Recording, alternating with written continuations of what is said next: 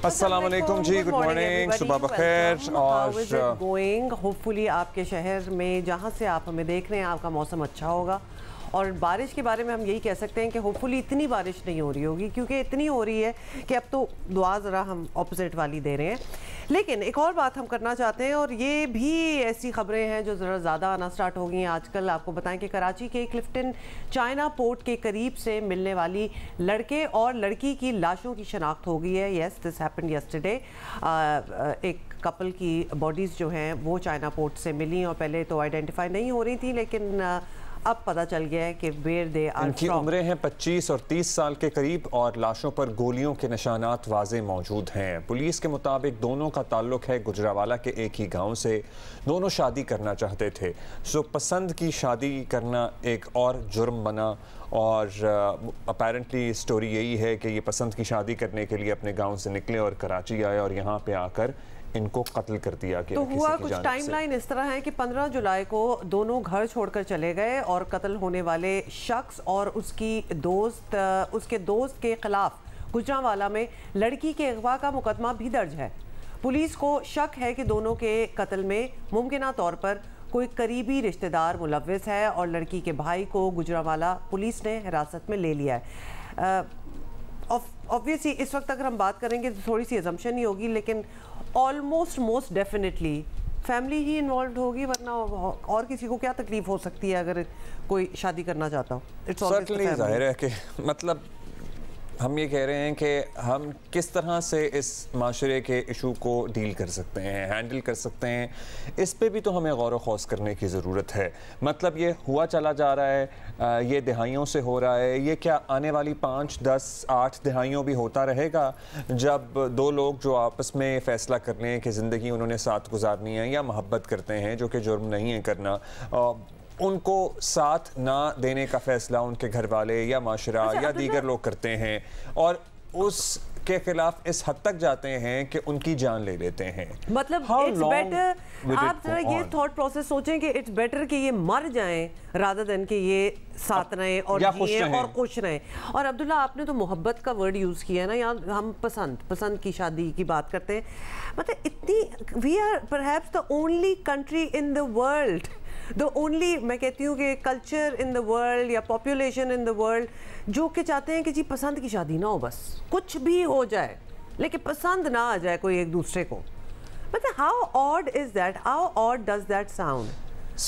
हमें वाकई नहीं समझ आ रहा कि आप हमें मेरा ख्याल है we need to have properly experts on board के how do we deal with this. मतलब ये कैसे हम माशरे में सोच बदलें कि दो लोग जो बालिग हैं, जो समझ बूझ जहन शऊर रखते हैं, उनको ये हक हासिल है कि वो अपनी मर्जी से किसी के साथ जिंदगी का फैसला कर सकें। उम्रें देखें 25 साल और 30 साल, कोई 15 साल के नहीं है, कोई 12, 13, 14 साल के बच्चों की बात नहीं हो रही। इन एनी केस हमारे कॉरेस्पॉन्डेंट्स हमारे साथ हैं। काशिफ मुश्ताक हमें कराची से ज्वाइन कर रहे हैं, राना अंसर हमें गुजरांवाला से ज्वाइन कर रहे हैं। राना अंसर, पहले आपसे बात करना चाहते हैं, गुजरांवाला से बताएं, हमें तो यहाँ पता चला कि जी एक जोड़ा है जिनकी बॉडीज मिली हैं एंड ऑल दैट, बैकग्राउंड क्या है, अगवा का कोई केस भी वहाँ बना हुआ है, बताइएगा।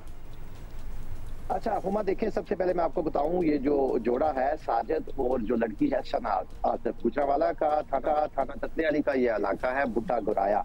ये लड़की यहाँ की रहायशी है, और ये जो लड़का है साजिद, ये यहाँ एक मकामी जिम्मेदार के पास जो है वो काम करता था। लड़का जो है वो क्रिश्चियन फैमिली से है, तो ये 10 साल से इसी गांव में मुकीम था अपनी फैमिली के साथ। लड़की का जो भाई है वकास, इसके साथ साजिद की दोस्ती थी, जिसकी वजह से इनके घर में भी आना ज्यादा होता था। और इसी दौरान साजिद और जो सना है इनकी आपस में दोस्ती हो गई, या वो आप कह सकते हैं कि वो दोनों एक दूसरे को पसंद करने लगे। 15 जुलाई को सना और साजिद दोनों घर से गायब हो जाते हैं। सना घर से ये कहकर निकलती है कि वो अपने चचा के घर जा रही है जो गांव में साथ ही है। जब वो वापस नहीं आती, घर वाले ढूंढते हैं, और उन्हें जब ये पता चलता है कि साजिद भी गायब है, तो उसके घर वाले एक अगवा का मुकदमा दर्ज करवा देते हैं थाना ततलियाली में। वकास जो लड़की का भाई है उसकी मुद्दत में मुकदमा दर्ज होता है। जो साजिद है उसका एक दोस्त एहतशाम और 2 नामालूम अफराद को FIR में रखा जाता है। तो पुलिस जब इस मुकदमे की तफ्तीश शुरू करती है, तो उसके बाद ये जो घर वाले हैं लड़की के, ये उस तरह से कोई इंटरेस्ट शो नहीं करते कि पुलिस जो मुल्जमान है या लड़की है उसको तलाश करे या उसको गिरफ्तार करे। ये अब बातें सामने आई जब कराची में इस जोड़े की शनाख्त हुई कि ये गुजरांवाला का रहायशी है। कराची पुलिस ने गुजरांवाला पुलिस को इस बारे में इन्फॉर्म किया तो पुलिस ने 2 एंगल पर काम किया। एक तो लड़की का जो भाई था वकास, उसको पुलिस ने अपनी कस्टडी में ले लिया। 2 बहनें हैं, ये जो सना है इसकी बड़ी बहन की शादी हुई है, वो लड़का स्पेन में रहता है, हुजैफा उसका नाम है। एक ही इनका भाई है वकास, वालिदैन वफात पा चुके हैं। तो ये जो लड़की है सना, ये अपने जो हुजैफा है इसका बहनोई, वो अपने छोटे भाई हमजा के साथ इसकी शादी करना चाह रहा था। गालिबन उन्होंने कोई रिश्ता भी तय कर रखा था। तो पुलिस इस एंगल से भी देख रही है कि कौन सा फरीक इससे इफेक्ट हुआ है या जो इस फैसले के नतीजे में रिएक्ट कर सकता है। दूसरी तरफ पुलिस जो है वो साजिद की फैमिली को भी ढूंढ रही है, क्योंकि इस वाकया के बाद से जो साजिद के घर वाले हैं वो भी गायब हैं। क्योंकि पुलिस कराची पुलिस से गुजरांवाला पुलिस को ये कहा गया है कि साजिद की फैमिली से किसी बंदे से पूछें, अगर वो इंटरेस्टेड हैं तो मुकदमा कराची में जो दर्ज होगा साजिद के जो लवाहकीन हैं उनकी मुद्दत में दर्ज किया जाएगा। अगर यहाँ से कोई सामने नहीं आता तो फिर जाहिर है कराची पुलिस अपनी मुद्दत में ये मुकदमा दर्ज तो अब इनकी बॉडीज का क्या है? इनकी बॉडीज किसी ने क्लेम की हैं कि हाँ जी साजिद के घर वाले हैं नहीं, तो उसकी तदफीन कैसे होगी? और फिर सना के जो घर वाले हैं उसमें तो भाई ऑलरेडी पुलिस कस्टडी में हैं। सो अभी ज़ाहिर है हम कराची में अपने साथी से भी पूछेंगे, सो उनसे ये मालूम करते हैं और फिर आपसे पूछेंगे राना अंसर कि वहाँ से किसी ने क्लेम किए हैं कि नहीं की हैं। काशिफ बताइएगा सबसे पहले तो ये कि इस जोड़े की शनाख्त कैसे हुई? क्या कोई डॉक्यूमेंट था, कोई क्लू कैसे मिला कि जोड़ा जिसकी बॉडीज हैं ये गुजरांवाला का जोड़ा है और इनके ये नाम है? अब्दुल्ला, गुज़िश्ता रोज़ जब ये दोनों लाशें जो हैं वो सीवीयू के करीब से मिली और उसके बाद से पुलिस की जानिब से मुख्तलिफ पहलुओं से तफ्तीश जारी थी। पुलिस की जानिब से ये बताया जा रहा है कि इनके पास से कोई शनाख्ती अलामत नहीं मिली थी, जबकि जो मर्द की लाश है उसके पास से जो है वो एक मोबाइल फ़ोन मिला जिसे अनलॉक भी किया गया, लेकिन उससे भी कोई डेटा जो है वो पुलिस को मौसूल नहीं हुआ। जबकि दोनों के पास जो है वो एक तस्वीर मौजूद थी अपनी पासपोर्ट साइज़ की, तो उन तस्वीर की मदद से इनकी शनाख्त भी की गई और साथ साथ बायोमेट्रिक की मदद से दोनों के फिंगरप्रिंट लिए गए और फिर इनकी शनाख्त जो है वो उनको यकीनी बनाया गया। और उसके बाद जो है वो शनाख्त सामने आई, जिसमें बताया गया कि जो लड़का इसमें जो है वो जांबाक हुआ, जिसकी लाश मिली है उसकी जो शनाख्त है वो साजिद के नाम से हुई, जबकि लड़की जो है वो सना के नाम से हुई और दोनों जो है वो पंजाब के इलाके गुजरांवाला। जब पुलिस ने मजीद छानबीन की तो पता ये चला कि गुजरांवाला में 17 जुलाई को जो है वो इस वाक़े का बाकायदा मुकदमा दर्ज हुआ और मुकदमा जो है वो जो लड़की सना है उसके भाई की मुद्दत में हुआ जिसका नाम वकास बताया जाता है। और उसने ना सिर्फ साजिद को मुकदमे के अंदर नामजद किया बल्कि 3 मजीद अफराद को जो है मुकदमे में नामजद किया। जो कराची पुलिस है इसकी जानिब से गुजरांवाला पुलिस से रब्ता किया गया और रब्ता करने के बाद इस मामले को आगे तहकीकात के लिए कहा गया। तो वकास को पुलिस ने जो है वो गुजरांवाले से हिरासत में लिया और हिरासत में लेने के बाद उससे भी पूछगछ की जा रही है, जबकि साथ साथ जो डीआईजी साउथ हैं, जब हमारी उनसे तफसीली बात हुई उनकी जानिब से बताया जा रहा है कि दोनों को जो है वो इसी स्पॉट पर जो चाइना पोर्ट के करीब क्लिफ्टन के इलाके में ये स्पॉट बनता है, यहाँ जो है वो ला के कत्ल किया गया फायरिंग करके और दोनों के पास से जो है वो 9mm पिस्तौल के 2 खौल मिले हैं। ताम उनको भी पुलिस ने अपनी तहवील में लिया और इस वाक़े का जब हम पुलिस से मजीद पूछते हैं कि आया पुलिस को इन्फॉर्मेशन कैसे मिली, तो पुलिस को इन्फॉर्मेशन जो है वो वहाँ के मकामी अफराद की जानिब से बताई गई कि 2 लाशें यहाँ मौजूद हैं। और इस हवाले से जब पुलिस वहाँ पहुँची तो ये भी बताया गया कि काफ़ी ज़्यादा सुनसान वो जगह है जहाँ से ये दोनों लाशें मिली, तो इस हवाले से किसी ने किसी को आते हुए या जाते हुए वहाँ से नहीं देखा है। तो पुलिस की जानिब से दावा किया जा रहा है कि एतराफ़ की सड़कों की या फिर एतराफ़ की किसी गली की जो है वो CCTV फुटेज भी हासिल करने की कोशिश की जा रही है कि आया जो है वो इन्हें यहाँ बुलाया गया या फिर किसी गाड़ी में डालकर इन्हें जो है वो यहाँ लाया गया है। तो इस हवाले से भी छानबीन जो है वो अब्दुल्ला की जा रही है। ये भी एक सवाल है ना कि यहाँ पे ला के मारा गया या ऑलरेडी मार के लाए गए और बॉडी जो थी वो कितनी पुरानी थी, मतलब ये भी है कि ये एक्चुअली इंसिडेंट कब हुआ, कल हुआ, हफ्ता गुजर गया, ये कब हुआ। दूसरा ये कि गुजरांवाला से कराची तक पहुंच जाना, अब तक तो वो ट्रेल भी पता कर लिया होगा पुलिस ने कि एक्चुअली कहाँ से निकले, कब पहुंचे।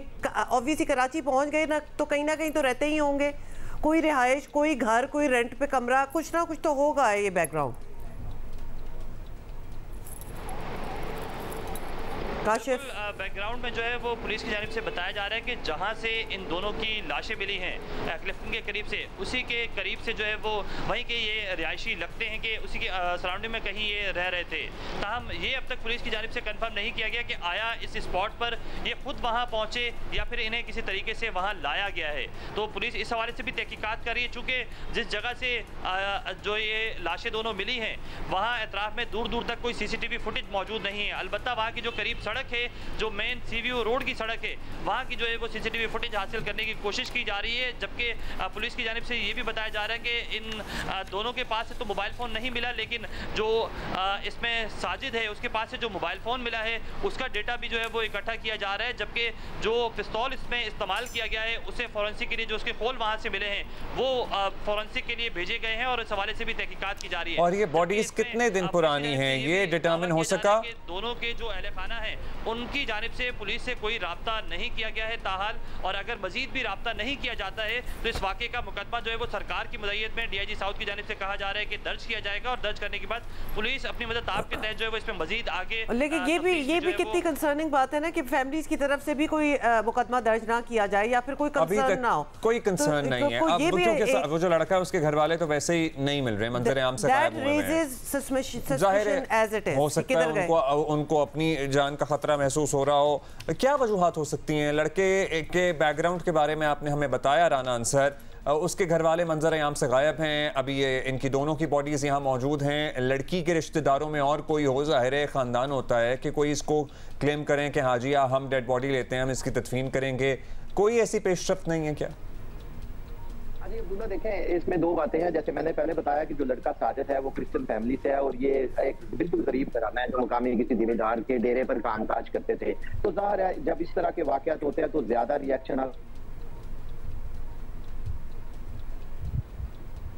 राना अंसर आपकी आवाज़ चली गई हमें, हाँ, लेकिन हम आपसे रब्ता करेंगे। और यू अंडरस्टैंड बेसिकली एक इंतहाई गरीब घराने का लड़का जो कि वैसे भी क्रिश्चियन है और उसको मोहब्बत हुई और लड़की उसे पसंद करती थी और लड़का लड़की को पसंद करता था। एक तो यहाँ तो फैमिलीज ही एक दूसरे के कोई पसंद आ जाए तो मानती नहीं है, और यहाँ मजहब भी अगर मुख्तलिफ हो तो और सोशल स्टेटस भी बिल्कुल सोशल स्टेटस भी बिल्कुल डिफरेंट हो तो वी कैन ओनली इमेजिन कि क्या एक सिचुएशन घर में बनी होगी कि उनको ये कदम लेना पड़ा और उसके बाद उसका एंड भी देख लिया। बहुत ही अफसोसनाक। अच्छा काशिफ ये बात तो ये है, लेकिन अब्दुल्ला आई एम सॉरी, ये इट्स ऑलमोस्ट लाइक जिसको कहते हैं ना कि फटा हुआ ढोल, बीटन रिकॉर्ड है कि हर स्टोरी जहाँ यहाँ ऑनर किलिंग होती है वो यही होती है। अच्छा अब काशिफ हमें ये बताइएगा कि ये पता लग सका कि ये वाकया हुआ कब होगा? इनकी बॉडीज की कंडीशन से, फोरेंसिक या पोस्टमार्टम या एक्सपर्ट्स की मदद से, कि कितने दिन पहले की ये बॉडीज हैं? पुलिस की जानिब से ये दावा किया जा रहा है, चूँकि जब हम भी गुज़िश्ता रोज़ स्पॉट पे पहुंचे तो SSP साउथ भी स्पॉट पे पहुंचे थे। तो SSP साउथ से मैंने उसी टाइम ये क्वेश्चन किया कि आया क्या लगता है कि ये बॉडीज़ पुरानी हैं या फिर अभी की हैं? तो उनकी जानिब से दो सिचुएशन बताई गई कि चूँकि बॉडी की जो कंडीशन थी, जो पोजीशन थी, उस हवाले से ये लगता था कि ये बॉडीज़ जो हैं वो बहुत ज़्यादा पुरानी नहीं है, या तो ये गुज़िश्ता रोज़ की बॉडी है या फिर एक दिन पहले की जो बॉडीज़ हैं वो बताई गई पुलिस की जानिब से। ताहम इस हवाले से मज़ीद तहकीकात की जा रही है। बॉडी कोई डिकम्पोज नहीं हुई थी, कोई पुरानी नहीं थी।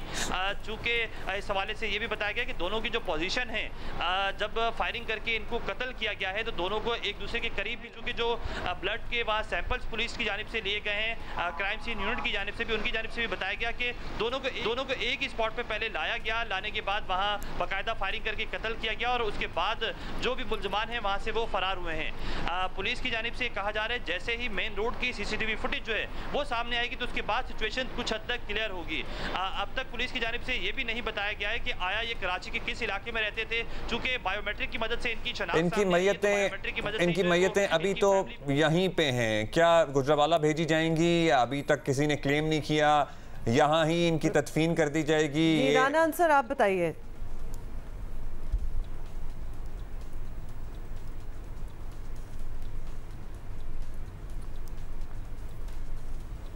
अच्छा, राना अंसर को लगता है आवाज नहीं आ रही। काशिफ आप बता दें, अभी इनकी डेड बॉडीज किसी ने क्लेम नहीं किए?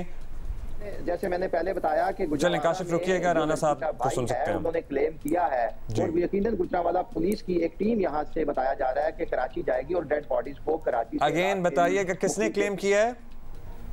लड़की का जो भाई है जो वो पुलिस कस्टडी में है, उसने कहा है कि हम मुझे मैयत दे दें। रिश्तेदार जब पुलिस ने उससे पूछताछ की के लिए हिरासत में लिया तो उसने ये क्लेम किया था कि वो चाहते हैं डेड बॉडीज को, उनकी जो बहन है उसकी डेड बॉडी को गुजरांवाला लाया जाए।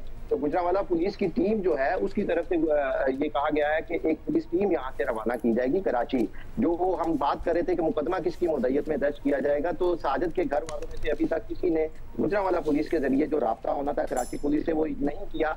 दूसरा इसका ये भी हो सकता है, जैसे मैंने पहले बताया, साजिद के जो करीबी रिश्तेदार हैं वो कराची के में मुकीम है, हो सकता है उनमें से कोई कराची पुलिस के साथ राब्ता करे। और तो साजिद के अगर करीबी रिश्तेदार कराची के अंदर मुकीम है तो ये तो बड़ा अहम पहलू है कि हो सकता है साजिद और सना उन्हीं रिश्तेदारों उन्हीं के पास गए हो के पास हों या उनसे राब्ते में। ये एक टाइमलाइन होना बड़ी जरूरी है।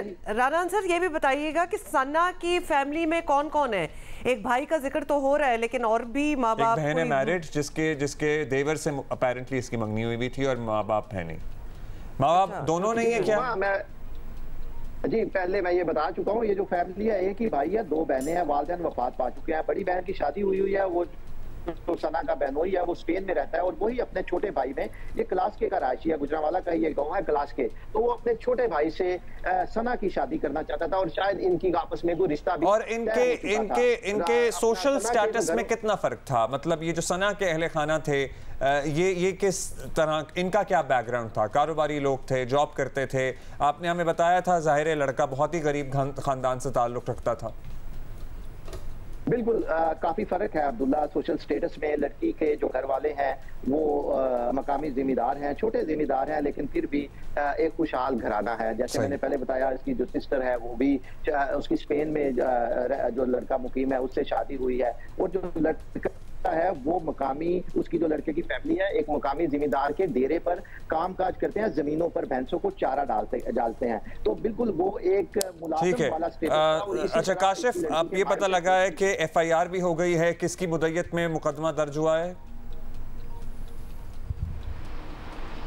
बिल्कुल हमारे पास FIR की कॉपी अभी मौसूल हुई है और उसमें बाकायदा जो है वो बोर्ड बेसन थाने की हदूद में ये मुकदमा दर्ज हुआ है और सरकार की मुद्दत में मुकदमा दर्ज किया गया है। और इसमें बाकायदा ये जिक्र किया गया है कि दोनों को जो है वो यहाँ लाके ना सिर्फ कत्ल किया गया है बल्कि जो जाए वकुआ से 9mm पिस्तौल के खोल मिले हैं वो भी फॉरेंसिक के लिए भिजवा दिए गए हैं। मुकदमे में बाकायदा तौर पर यह बताया गया कि नामालूम अफराद की जानिब से फायरिंग की गई है और फायरिंग करके जो है वो इन दोनों को कत्ल किया गया है। अभी तक मुकदमे के अंदर किसी को नामजद नहीं किया गया है।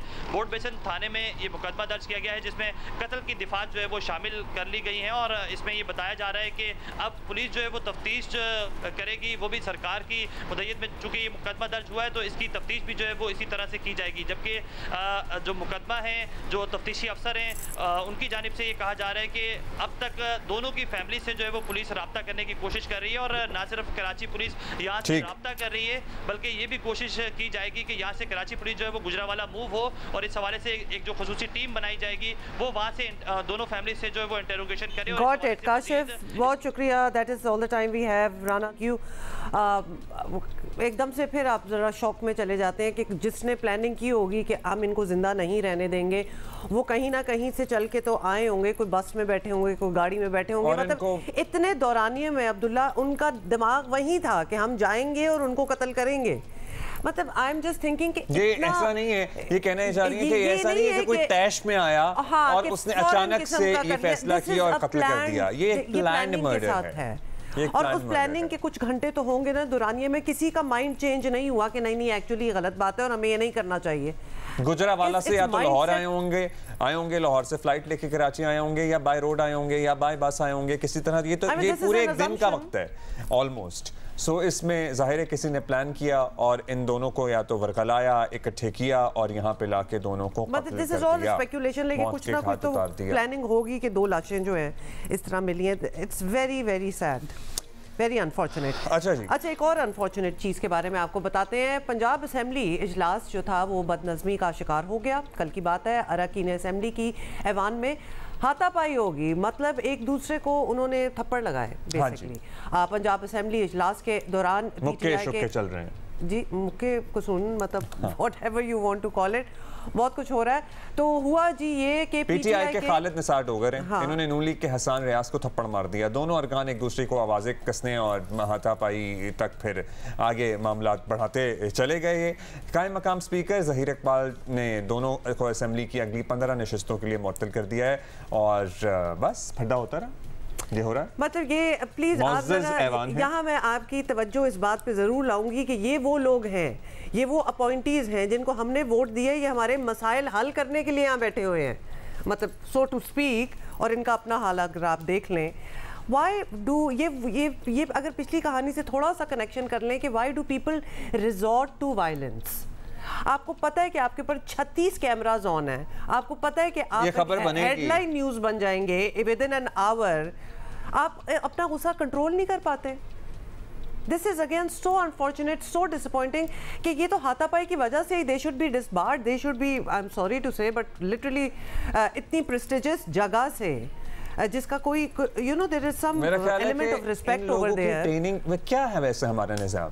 हमारे यहाँ कॉर्पोरेट में आप देख लें, किसी भी इदारे, किसी भी ऑर्गेनाइजेशंस जो बेहतर होती हैं उनमें एक ट्रेनिंग का निज़ाम होता है जहाँ पे लाइफ कोचेस आते हैं, इमोशनल इंटेलिजेंस के बारे में ट्रेनिंग कराई जाती है, टीम वर्क के बारे में ट्रेनिंग कराई जाती है। सो ये जो ऐवान है हमारे, इनमें भी ऐसा लग रहा है कि कुछ ट्रेनिंग सेशंस होने चाहिए।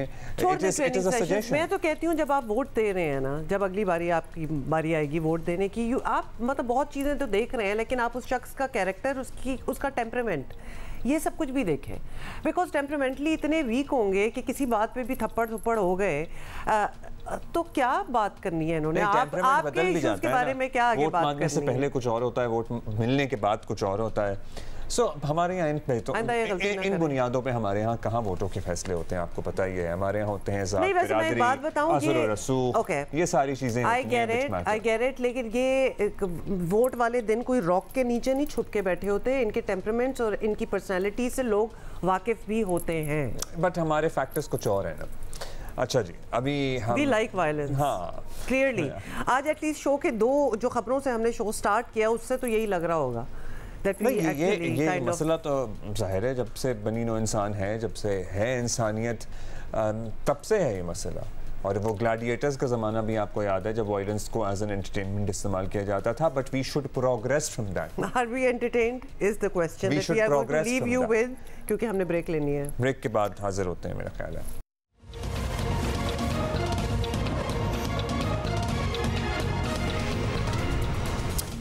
अच्छा, तो कल मैंने चीनी 1 किलो लिए 190 रुपए, और याद है ना आपको, दावे बड़े हो रहे थे कि फ़ौरन से कम हो जाएगी। इनफैक्ट चीनी की कीमतों में कमी का ऐलान शुगर मिल्स मालिकान ने हवा में उड़ा दिया और हुकूमत से किया गया वादा कम से कम अब तक तो पूरा होता दिखाई नहीं देता, बल्कि बाज बड़े स्टोर्स ने तो चीनी रखना ही छोड़ दी है। कहते हैं ही नहीं, कहते हैं वी डोंट हैव इट जी। हमारे बहुत से दुकानदार कहते हैं जी हमारे खिलाफ कार्रवाई होती है, इससे बेहतर है हम चीनी बेचेंगे। अंदाजा करें आप जरा, लाहौर और इस्लामाबाद के बाजारों से चीनी गायब है और दूसरी तरफ हुकूमत की तरफ से मुसलसल दावे किए जा रहे हैं कि चीनी की कीमत और फराहमी पर कोई समझौता नहीं होगा। सॉरी सर, हो गया। ये दावा कैसे आप लोग कर लेते हैं, जबकि ये मतलब it becomes a joke and the joke is on you. वफाकी वजीर राना तनवीर की ज़ेर सदारत शुगर मिल एसोसिएशन नुमाइंदों के साथ कल इजलास हुआ और राना तनवीर हुसैन का कहना था कि शुगर मिल्स के स्टॉक्स की मुकम्मल निगरानी की जाएगी और किल्लत के जिम्मेदार अनासिर के खिलाफ सख्त कार्रवाई भी की जाएगी। मतलब ये आई होप के हो रही हो, क्योंकि ना चीनी मिल रही है, प्राइसेस कुछ और हैं। ये भी ज़रूरी है कि हुकूमत और पाकिस्तान शुगर मिल्स एसोसिएशन के दरमियान माहिदे के तहत चीनी की एक्स मिल कीमत 165 रुपये मुकर्रर की गई थी। तय पाया था कि आवाम को चीनी 173 रुपये फ़ी किलो में फ़रोख्त की जाएगी और इस वक्त मुल्क के बेशतर शहरों में चीनी 190 रुपये फ़ी किलो से 200 रुपये तक मिल रही है, गली महल्ले की दुकानों में इससे भी ज़्यादा शायद। सो ये है सूरत हाल, और हम आपके शहर में चीनी की क्या सूरत हाल है ये पूरी दुनिया को दिखाना चाहते हैं। सो हम मुख्तलिफ शहरों का रुख करेंगे और कराची से शुरू करेंगे। ऑल्दो अपना एक्सपीरियंस तो मैंने आपको बता ही दिया, लेकिन रियाज एंडी हमारे साथ है। रियाज, बताइएगा कि क्या कीमतें चल रही हैं शुगर की, चीनी की कराची में? ऑलराइट, तो जियो पाकिस्तान का सवाल है कि चीनी आपके शहर में किस दाम में बिक रही है। तो कराची में चीनी 180 में भी बिक रही है, 200 रुपये में बिक रही है। तो सिलसिला ये है कि कराची की ये जो जुड़िया बाज़ार है, जो होलसेल बाज़ार है, यहाँ पर जो एक चीनी का रिटेलर है वो 180 रुपये में चीनी बेच रहा है। और जैसे जैसे आप दूर होते रहते हैं शहर से, वो रेट बढ़ता रहता है। 185 भी है, 190 भी है, 95 भी है और 200 रुपये किलो भी है, जो ज़रा दूर दराज के इलाके हैं, बिकॉज वो ट्रांसपोर्टेशन कॉस्ट को शामिल करके वो बेच रहे हैं। हर किसी का अपना रेट है, गवर्नमेंट का रेट नहीं है, ना दुकान वालों का रेट है, जिसका जो मर्जी। क्या क्या बिक रही है? कोई 200 बेच रहा है, कोई 210 बेच रहा है। हमारे मोहल्ले में 180 में, 200 में, इतने में बिक रहा है। इतना महंगा है 180 200। ये तकरीबन 2 साल से बढ़ ही रही है, कम नहीं हो रही। अंडे गर्मियों में भी वही रेट हैं, क्योंकि हमजा शबाज के हैं और चीनी भी नहीं की है, तो कम थोड़ी होने हैं। कोई 190 बोल रहा है, कोई 200 बोल रहा है। बाकी जो यहाँ से लिए ना, अभी हमने लिए 180 और पिछले महीने जो ली थी 175 ली थी। अब आपका यकीनन दूसरा सवाल होगा कि जो कमिश्नर साहब कह रहे हैं कि 173 रुपये में चीनी फ़रोख्त होगी रिटेल बाज़ार में, तो 173 रुपये में तो होलसेल में भी नहीं है चीनी। आज होलसेल में जो चीनी का रेट है वो 174 रुपये है। तो वो जो कमिश्नर की लिस्ट है जिसमें रिटेल में 173 बेचने को कहा है, उससे ज़्यादा 1 रुपया ज़्यादा तो होलसेल का रेट है। एंड इनका भी कहना ये है कि 173 25 पैसे में जो गाड़ी आ रही है उसको हम 173 170 रुपये में कैसे बेचें। तो ये एक है गिमिक जो इस वक्त जारी है। बहरहाल आपका जो सवाल है कि शहर में चीनी किस रेट में बिक रही है, तो जोड़िया बाज़ार में के अंदर जो रिटेलर है वो तो 180 में बेच रहा है, और जैसे जैसे आप दूर होते रहते हैं रेट बढ़ता रहता है। एवरेज रेट शहर का 190 रुपये है। अच्छा जी, कराची से 200 रुपए के दरमियान है या तो 200 मैंने, रुपए लेकिन यहाँ एक लेडी थी जिसने 180 का लिया, तो मैं तो 190 लेके आई हूँ और मेरा दिल चाह रहा है मैं वापस करूँ, वहाँ जाऊँ। दूर जाते जाएंगे वैसे नुकसान हो गया मेरा 10 रुपए का। अच्छा जी, अरूबा इब्राहिम हमें ज्वाइन कर रही हैं पेशावर से, और सवाल बिल्कुल यही है कि उनके शहर में, पेशावर में यानी, चीनी का रेट क्या मिल रहा है और मिल भी रही है चीनी की नहीं। जी, पेशावर में हालिया दिनों में चीनी की फ़ी किलो कीमत में नुमाया कमी देखने में आई है। गुज़िश्ता एक हफ्ते के दौरान चीनी की फ़ी किलो कीमत में 10 रुपये कमी रिकॉर्ड की गई है। अगर हम कीमतों की बात करें तो इस वक्त चीनी की रिटेल कीमत फ़ी किलो 180 रुपये है, जबकि एक हफ्ता कबल चीनी 190 रुपये फ़ी किलो में फ़रोख्त की जा रही थी। होलसेल मार्केट में फ़ी किलो चीनी की कीमत 175 रुपये है, जबकि 50 किलो की बोरी 8730 में फ़रोख्त की जा रही है। महकमा खुराक खैबर पख्तूनख्वा के मुताबिक एक्स मिल रेट 165 रुपये फ़ी किलोग्राम मुकर्रर किया गया है। अभी भी ज़्यादा महंगी है हमारे लिहाज से ना, कम से कम 150 रुपये चीनी होनी चाहिए। और मज़दूर आदमी के लिए तो ये चीनी जो ना, सिर्फ चीनी तो नहीं लेनी ना, और चीज़ें भी हैं, जिस तरह दालें हैं, आटा है, घी है, ये चीज़ें भी सस्ती होनी चाहिए ना। शहरियों का कहना है कि चीनी की कीमतों में कमी खुशाइन ज़रूर है, लेकिन महंगाई की मौजूदा सूरत हाल में ये अब भी उनकी पहुंच से बाहर है। उनका हुकूमत से मुतालबा है कि कीमतों में मज़ीद कमी लाई जाए। जी, तो यानी 165, 75, 180 यहाँ ये रेट्स पेशावर में चल रहे हैं। Thank you Aruba. चलो पेशावर चलें, यहाँ तो नुकसान ही हो रहा है कराची पे बैठे हुए हमें, या फिर हम चीनी छोड़ दें, मतलब कुछ ना कुछ तो करना ही पड़ेगा। कि चीनी छोड़ दें। अभी आगे कहाँ जाना है हमने? पता है क्या, चीनी आप छोड़ भी दें तो कुछ ना कुछ आपको चीनी की रिक्वायरमेंट रहती है। आपको पता है कि चीनी का एक्चुअली बड़ा कंज्यूमर एंड कंज्यूमर नहीं है, चीनी का बड़ा कंज्यूमर इंडस्ट्री है। मतलब जैम बनाने वाले, शरबत बनाने वाले, बिस्किट बनाने वाले, ब्रेड बनाने वाले, you name it, everything requires sugar to make. अच्छा, हम बाकी शहरों में भी जाएंगे, we are not going to stick to just Karachi and Peshawar, और हम पता करेंगे कि चीनी की क्या कीमत है। लेकिन इन द मीन टाइम एक और खबर से आपको आगाह करना है, और वो है कि आज़ाद कश्मीर के इलाके हटियां बाला में आबादी पर हमला करने वाले तेंदुए को कल गोली मारकर हलाक कर दिया है।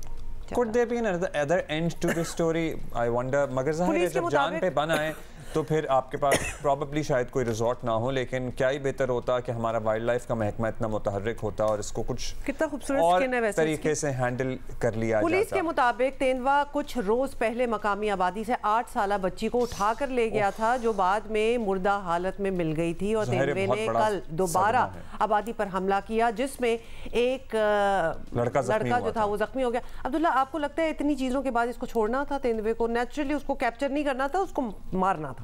तो इलाके के लोगों में जी शदीद खौफ और हरास बिल्कुल पाया जाता था। और इलाके के एसपी हैं मिर्ज़ा जाहिद, उनके मुताबिक खूंखार जानवर को एक बार इंसानों पर हमला करने की आदत हो जाए तो फिर वो बार बार हमले की कोशिश करता है। We are not wildlife experts, लेकिन ज़ाहिर है सुनी सुनाई बात तो यही है, और इसके बिहेवियर पैटर्न से भी यही लग रहा है कि एक दफ़ा इसने 8 साल की बच्ची की एक जान ले ली, as in it ate her.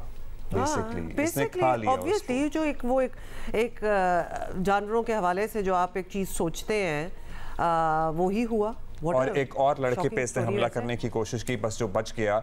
माहिरीन जंगली हयात के मुताबिक मुसलसल फैलती आबादियाँ, जंगलात की कटाई, जो जंगल की ज़मीन है इसको ज़राअत के लिए इस्तेमाल करना, जंगली हयात के ठिकाने और खुराक के कम ज़राए इस तरफ जानवरों को राग़िब कर रहे हैं। हटियावाला में पेश आने वाले वाक़यात को सर्टनी देखा जाए तो मकामी आबादी को जानवरों और जंगली हयात को इंसानों से कैसे बचाया जाए, इंतज़ामिया के लिए बहरहाल ये एक बड़ा ट्रिकी और चैलेंजिंग सवाल है। और इसके हवाले से और भी एक्चुअली सवाल हैं जो कि हमें जवाब देंगे अब्दुल शकूर, जो कि डिप्टी डायरेक्टर हैं महकमा वाइल्ड लाइफ आज़ाद जम्मू कश्मीर। शकूर साहब, हम ज़रा थोड़े से इस बात से भी कंफ्यूज हैं, हटियावाला में तेंदुए के एक से ज़ायद हमले रिपोर्ट हुए, तो हम कैसे माने कि ये तेंदुआ भी एक ही था, मतलब एक ही जानवर था, इससे ज़्यादा भी तो हो सकते थे।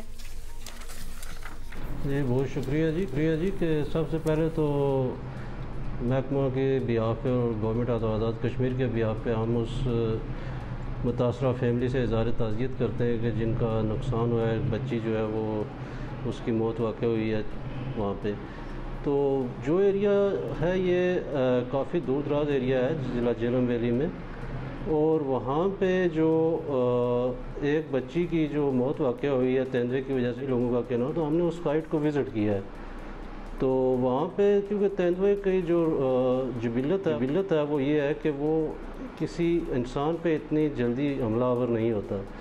तो वहाँ पे जो हमने मौका मुलाहिजा किया तो वहाँ पे हमने देखा कि जो उस बंदे का घर था तो उसमें साथ ही मवेशी जो है वो एक कमरा जो है वो मवेशियों के लिए था और दूसरे कमरे में उनकी रहाइश थी।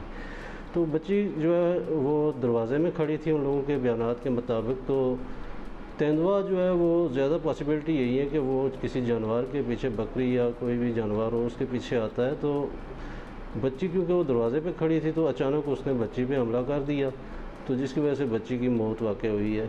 तो दूसरा हमला जो है वो उस वक्त हम मौका पे मौजूद थे, तो वहाँ पे क्योंकि जो रिपोर्ट हो रहा है मीडिया में कि दूसरा कोई नौजवान जो है वो ज़ख्मी हुआ है, तो ऐसा वाक़या जो है हमारी शनीद में नहीं आया कि दूसरा भी कोई बंदा वहाँ पे ज़ख्मी हुआ है। क्योंकि जब दूसरी दफ़ा लोगों ने शोर किया कि जी टीका दोबारा आ गया है, तो हम लोग उस वक्त उस मौका पे मौजूद थे वहाँ पे। तो बच्चे किसी के या किसी नौजवान के दोबारा ज़ख्मी होने की कोई इतलात अभी तक आप कह रहे हैं कि दूसरा कोई शख्स ज़ख्मी नहीं हुआ। जब दूसरी दफ़ा इसने आबादी का रुख किया तो आप लोग वहाँ ऑलरेडी मौजूद थे। सर, यहाँ जंगली हयात भी ज़ाहिर है मतलब सदियों से है, इंसान भी काफ़ी अरसे से आबाद हैं। अब जानवरों का आबादी में घुसना, हमला आवर होना, ये क्यों हो रहा है अचानक? इसकी वजूहात कुछ आइडेंटिफाई हो सकी हैं? उसमें इसकी बहुत सारी वजूहत हैं। सबसे पहली चीज़ तो ये है कि हमने जो है वो हैबिटेट जो इन जानवरों का था उसके अंदर जो इंक्रोचमेंट है वो बहुत ज़्यादा बढ़ गई है।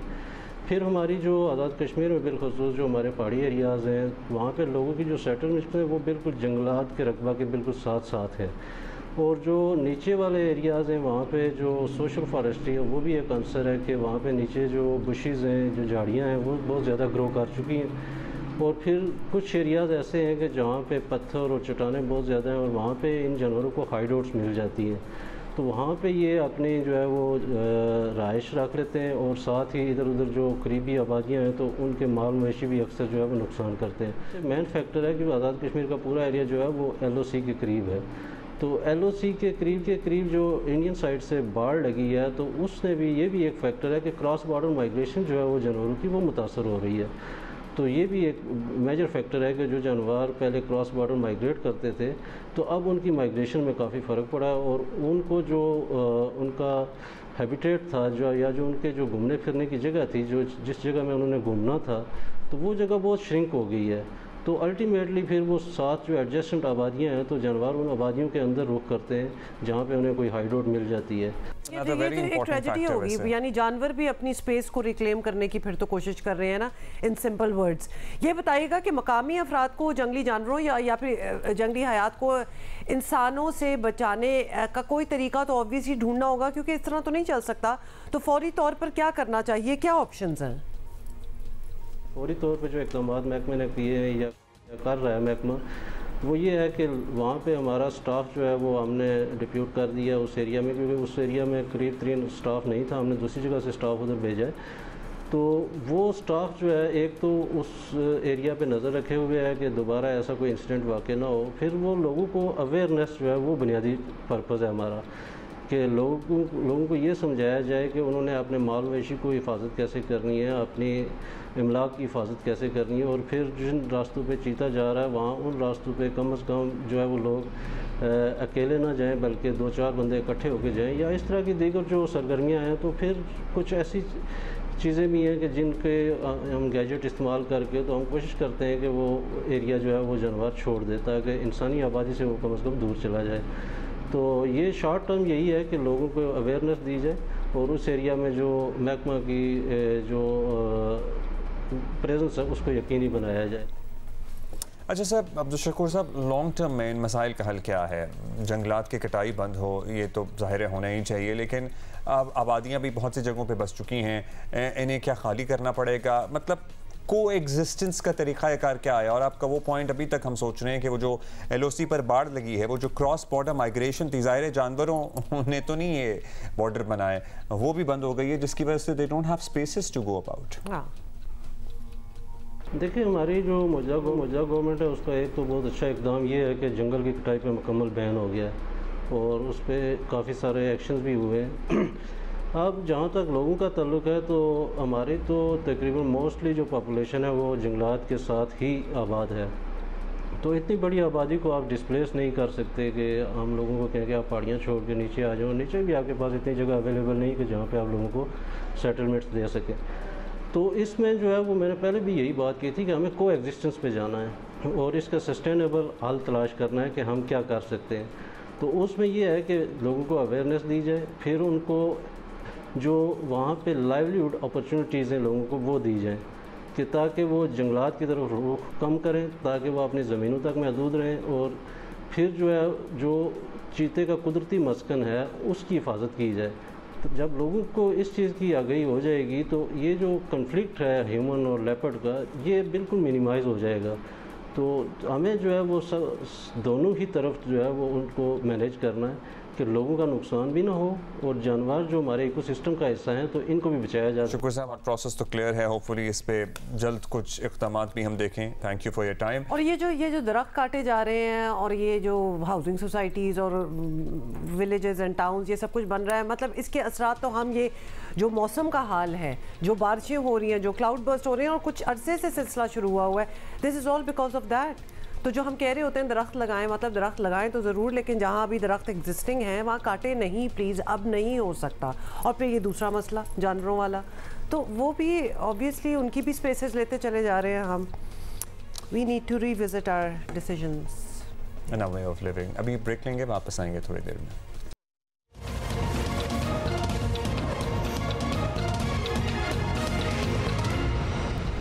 वेलकम। अच्छा, चीनी वाला सिलसिला अभी भी चल रहा है and we need to find out कि चीनी कितने में कहाँ बिक रही है और बिक भी रही है कि नहीं। So let's go to Lahore. Jawad Malik हमें बता रहे हैं लाहौर से। लाहौर शहर में जो चीनी की सूरत हाल है वो कई रोज़ हम देखते हैं कि पहले तो चीनी महंगी मिल रही थी, उसका जो रेट था वो 185 से 190 रुपये किलो था और जो होलसेल थी वो 180 रुपये था जो चंद रोज़ पहले। लेकिन जब से गवर्नमेंट का मुआहदा हुआ है शुगर मिल मालकान के साथ, उसके साथ हमने देखा कि चीनी गायब होना शुरू हो गई, कमी आना शुरू हो गई और फिर आहिस्ता आहिस्ता अखबार मंडी में जो बड़े डीलर्स हैं जो परचेज़ करते हैं अपने दुकानों में सप्लाई करते हैं, वहाँ पर हम देख रहे हैं कि वो ड्राई हो चुका है। डीलर्स ने चीनी की खरीदारी बंद कर दी है। उसकी वजह यही है कि गवर्नमेंट उसको ज़बरदस्ती कह रही है कि जो मुआहदा हुआ है शुगर मिल मालकान का 165 रुपये और 173 रुपये इसी कीमत पर बेची जाए। जो नहीं बेचेगा जुर्माने होंगे, गिरफ्तारियाँ होंगी और कार्रवाई होगी कानूनी। तो इसको देखते हुए हम देख रहे हैं कि हम बाजार गए थे, गड़ी शो बाजार, इस वक्त भी हम डेवस रोड बाजार खड़े हैं। उससे पहले township, green town, Samanabad, Ichhra, तमाम बाजार हमने सर्वे किया है। तो वहाँ पर हम देखते हैं कि दुकानों से चीनी गायब है। कहीं कहीं चीनी 173 रुपये को दे रहा है बड़ा दुकानदार, वो उसमें से 5-7 रुपये खुद से डालता है। वो कहता है कि चलेगा और सामान बिक जाएगा, तो वो डाल के उसमें चीनी दे रहा है, वो फरोख्त कर रहा है। लेकिन छोटी दुकानें हैं, छोटे इलाके हैं जहाँ किलो, 2 किलो, 4 किलो वाला ग्राहक होता है, वहाँ पर चीनी इस वक्त दस्तियाब नहीं है। चीनी 173 रुपये जो रेट निकाला गया है सरकारी पंजाब गवर्नमेंट की तरफ से, उस पर आवाम को चीनी नहीं मिल रही, सार्फिन परेशान है। डीलर का ये कहना है कि इनका जो तनाज़ा है शुगर मिल मालकान का या मुआहदा हुआ है वो उनकी जिम्मेदारी है, वो सप्लाई करें, जहाँ से लाएंगे ला कर दें, मंडी में आए, मंडी से हम खरीदेंगे यानी वो जो सरकारी रेट है उस पर वो उनको मिलेगी तो फिर आगे मिल जाएगी। तो इस वक्त बाज़ार में हम देखते हैं कि चीनी की किल्लत हो चुकी है, ड्राई हो चुकी है। आने वाले दिनों में खदशा है कि ये अगर गवर्नमेंट ने इसको ना संभाला, बातचीत कामयाब ना हुई, मुज़ाकरात कामयाब ना हुए शुगर मिल मालिकान से, डीलर से, तो ये चीनी का बहरान बढ़ने का खदशा है। Thank you Jawad. लाहौर में तो एक्चुअली छोटी दुकानों पे चीनी मिल ही नहीं रही है, ये है सूरत हाल। जो बड़ी दुकानें हैं वहाँ पर चीनी दस्तयाब है सरकारी निर्ख पर, लेकिन वो भी दुकानदार कह रहे हैं कि हमें इससे ज़्यादा ही पड़ रही है। हम बाकी सामान चूँकि बेच रहे होते हैं इसलिए वो गैप उधर से कवर करके ग्राहक को सामान फराहम कर देते हैं, तो ये चल रही है। अच्छा, और भी शहरों में हम जाएंगे और पता करेंगे, लेकिन इन द मीन टाइम आपको बताएं कि नायब वज़ीर आज़म इसहाक डार का अक़वाम मुत्तहिदा में इजराइल और फ़लस्तीन के लिए 2 रियासती हल से मुतालिक कॉन्फ्रेंस से खिताब, और कहा अब वक्त आ गया है कि फ़लस्तीनी रियासत को अक़वाम मुत्तहिदा की मुकम्मल रुकनियत दी जाए। गज़ा में मुस्तकिल जंग बंदी, खुराक की फराहमी, जंगी जराइम पर करारदाद, करार वाकई सज़ा और इंसानियत के खिलाफ जराइम का सिलसिला बंद कराया जाए। मसला फ़लस्तीन पे 76 साल से ज़ायद अरसे से हल तलब है। फ़लस्तीनी रियासत को तस्लीम करने के फ्रांस के फैसले का खैर मकदम भी किया, मुतालबा भी किया कि दीगर ममालिक भी फ़लस्तीनी रियासत को तस्लीम करें। न्यूयॉर्क में प्रेस कॉन्फ्रेंस में नायब वज़ीर आज़म और वज़ीर ख़ारिजा इसहाक डार ने 2 टोक अंदाज में वाज़ेह कर दिया कि पाकिस्तान का इसराइल को तस्लीम करने का कोई मनसूबा नहीं। कहा सलामती कौंसिल की सदारत के दौरान हर मौके पर फ़लस्तीन के साथ कश्मीर का मसला भी उजागर किया। इसराइल और फ़लस्तीन के लिए 2 रियासती हल से मुताल्लिक़ कॉन्फ्रेंस में ही फ्रांसीसी वज़ीर ख़ारिजा ने भी कहा कि गज़ा में जारी तवील जंग का खात्मा होना चाहिए। 2 रियासती हल फ़लस्तीनियों के जायज़ हकूक़ की तर्जमानी है। 2 रियासती हल को हकीकत बनाने के लिए मुश्तरका जद्दोजहद करना होगी। कॉन्फ्रेंस 2 रियासती हल के लिए संग मील साबित होगी। फिर सऊदी वज़ीर ख़ारिजा फैसल बिन फरहान भी मौजूद थे। उन्होंने फ़लस्तीनी रियासत बनने तक इसराइल से ताल्लुकात कायम नहीं करने का 2 टोक मौक़िफ़ दोहराया और कहा कि सऊदी अरब 2 रियासती हल को खित्ते में इस्तेहकाम की कुंजी समझता है। अमरीका ने ऑल्थो इस कॉन्फ्रेंस को निगेट किया और कहा जी ये तो बिल्कुल ही गलत मौके पर है। बट आयरनी के कॉन्फ्रेंस अमरीका में ही थी वैसे। अच्छा जी, ब्रेक ले रहे हैं।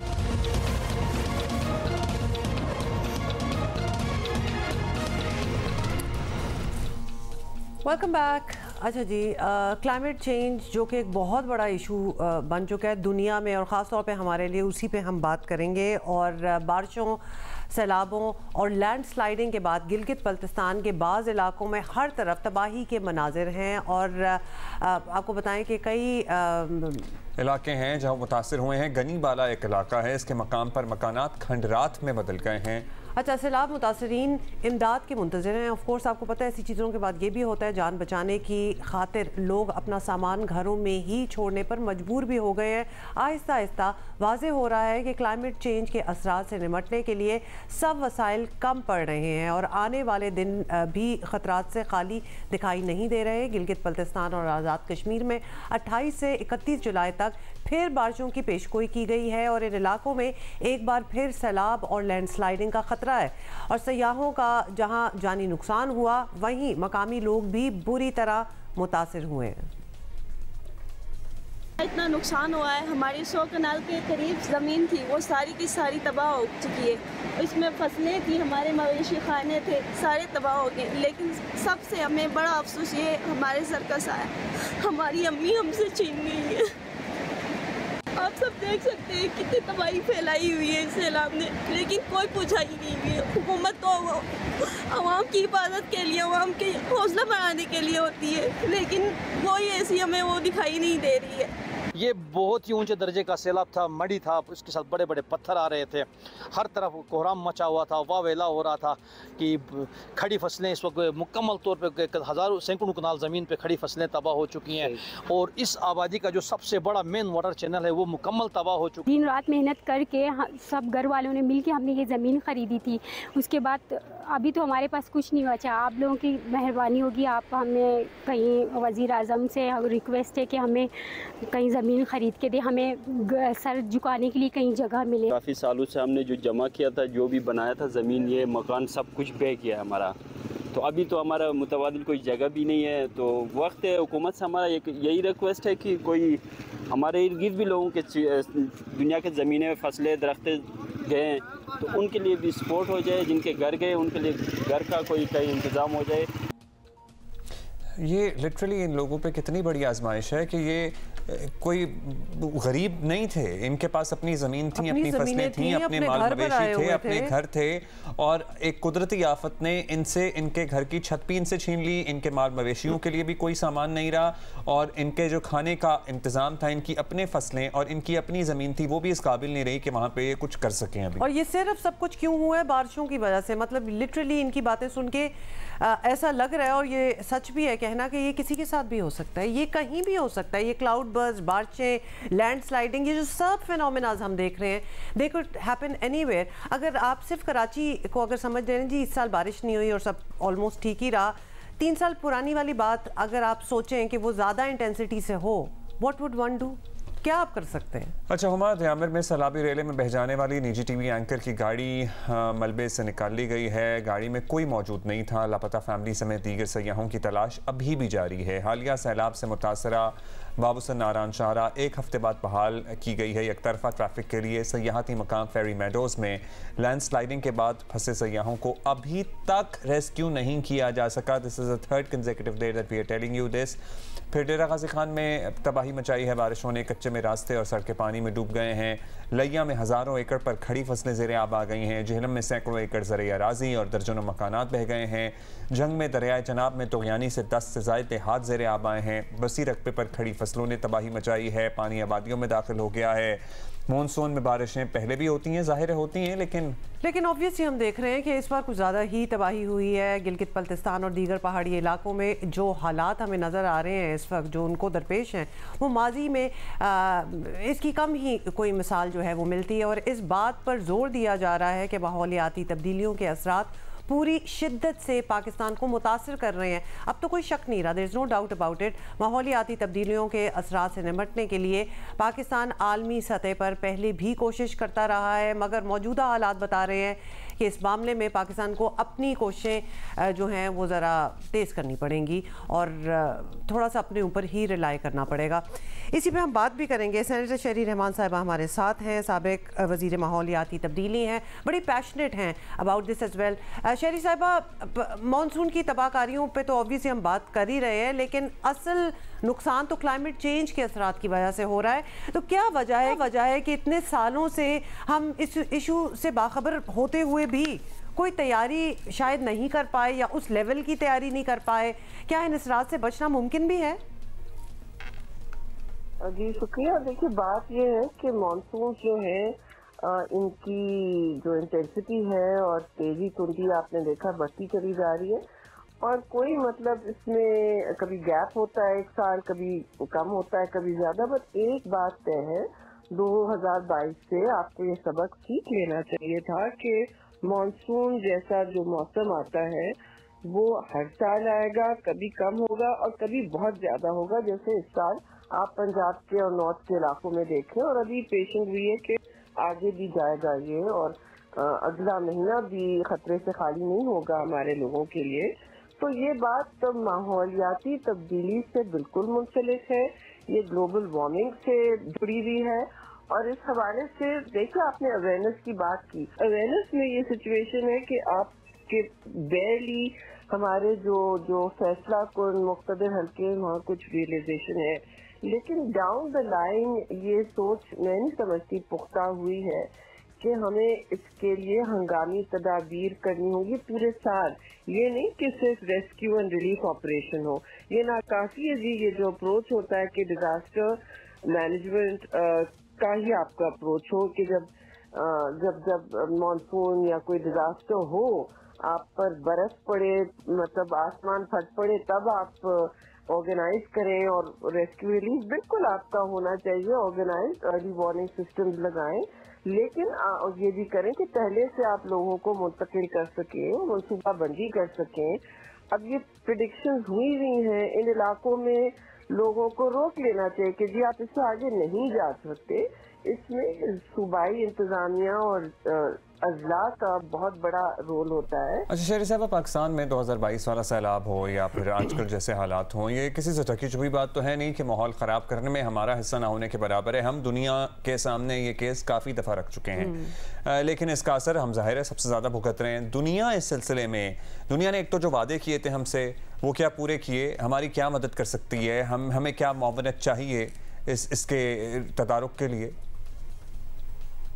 बेशक आपने मुकदमा बहुत मुनज़्ज़म तरीके से लड़ना है और अपनी आवाज हर जगह पहुंचानी है, लेकिन आपको ये भी समझ आ जानी चाहिए बात कि देखिए मुल्क के अंदर जब आप अपनी लोकल प्लानिंग जो है, डोमेस्टिक प्लानिंग और सूबों की प्लानिंग में बहुत सारी जो आपके सामने रखी जाती हैं तजावीज़, उनको कागजी कार्रवाई का सिर्फ वो ना बनाए, मतलब उसको कागज पे चेक करके सही जागन इस्तेमाल करके ये ना काफी है जी। 2022 में मुझे याद है होटल एक गिरा था स्वात, दरिया स्वात में ताश की पत्तों की तरह गिरा था और तब भी बार बार बात कही गई थी कि ये रिबिल्ड कर रहे हैं जी, एनओसी लेके यहाँ वहाँ जो काम वहाँ करके लोकली वो फिर कर रहे हैं, और ऐसा ही हुआ। इस तरह बहुत सारे नाजायज एनओसीज दिए गए बगैर एनवायरमेंटल प्रोटेक्शन एजेंसीज की इजाजत के, और इन ईपीएस का तो कोई किरदार ही नहीं समझते कि बस इनसे पेपर पे करवा लेंगे और आगे हम अपनी डेवलपमेंट जारी रखेंगे। बेशक डेवलपमेंट करें, लेकिन आप अपना ग्रीन कवर रिस्टोर करें, क्योंकि जो जितने भी दरख्त भी कटे हैं, जो खास तौर से केपी के सूबे में इतने कट चुके हैं कि आप वो ढाल नहीं बन सकते। अब वो जो अब जैसे सिंध मैंग्रोव फिर होता है कि जी हमारे दरिया समंदर के सामने डेल्टा में से मैंग्रोव हट गए हैं, तो वो भी ढाल बनते हैं तूफानी हालात में। तो इस सूरत में उन्होंने शुरुआत तो की कि रीप्लांटिंग हो, वो रीप्लांटिंग नजर आए, लेकिन यहाँ तो ट्रेड जारी है जी, माफिया टिम्बर ट्रेड तो जारी है। इस पर आप खुद इन्वेस्टिगेशन और तहकीकी चोरी करें जी। You're right शहरी साहिबा, हमें खुद भी बहुत कुछ करना है। We can not rely on the world. जैसे कि खुशसाली हो या सैलाब, डैम बनाने से मसाइल जो हैं कुछ ना कुछ हद तक हल हो सकता है उनका। तो इस पर कोई संजीदा काम क्यों नहीं हो रहा? फिर हमने क्यों स्टॉल किया हुआ? तरफ भारत भी हमें प्यासा मारना बिल्कुल, मतलब हमें पता है कि हमें इसकी जरूरत अभी भी चाहिए, नियर फ्यूचर भी चाहिए, तो हम काम क्यों नहीं कर रहे इस पर? देखिए, डैम बनाने से हर बात हल नहीं होती। सारी दुनिया में बड़े डैम तो वैसे भी आपको बहुत महंगे पड़ते हैं, और अगर आप इसकी कोई भी डिस्कशन कर लें तो आपके सामने कौन सा बड़ा डैम है जो बन चुका है। करबेला और मंगला तो जब बन गए तो बन गए। उस वक्त आपके पास यूएसएड और दूसरे और कंसोर्शियम्स होते थे जो आके आपकी बहुत मुस्तकिल तौर पर मामलत करते थे, कंसल्टेंसी से लेके प्रोजेक्ट फाइनलाइजेशन। अब आपके इतने साल हो जाते हैं, बड़े बड़े प्रोजेक्ट्स, इनकी तो ओवररन होती है, कॉस्ट ओवररन होती रहती है। इसका बहुत बड़ा एग्जाम्पल और खौफनाक एग्जाम्पल, शर्मनाक एग्जाम्पल नीलम झील में आप जरा खुद देखें उसकी क्या कॉस्ट ओवररन हुई है, तिगनी चौगनी से बहुत ज्यादा।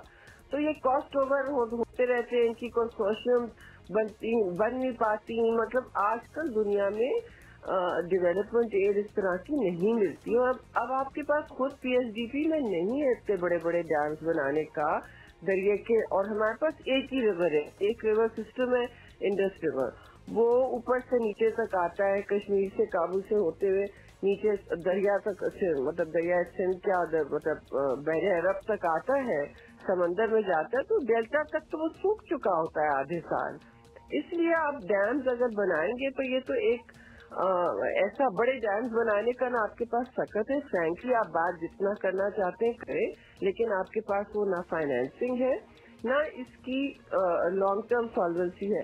और बन रहे हैं दासू एंड अपना डियामीर, वो खत्म हो एंड उससे पहले आप स्टोरेज फैसिलिटीज जरूर बनाएं।